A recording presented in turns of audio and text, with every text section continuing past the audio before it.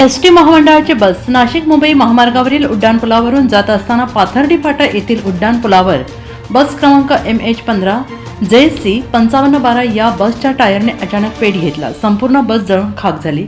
प्रसंगावधान दाखवून वाहक आणि चालक यांनी बसच्या खाली उतरून बसला लागलेली आग विझवण्याचा प्रयत्न केला, मात्र आगीने रौद्र रूप धारण करत संपूर्ण बस जळून खाक झाली. यावेळी अग्निशमन दलाचे बंब तात्काळ दाखल होत बसला लागलेली आग आटोक्यात आणली गेली.